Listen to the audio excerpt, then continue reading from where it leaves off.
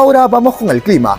Hoy los limeños hemos sentido friecito al despertar y esto se ha visto reflejado también en una alerta meteorológica del Cenami en donde se advirtió sobre intensas precipitaciones que afectarán a 15 regiones de la Sierra Peruana este viernes 3 y sábado 4 de mayo. Entre ellas se destacan Arequipa, Ancash, Ayacucho, Cajamarca, Cusco, Junín, La Libertad y también Puno.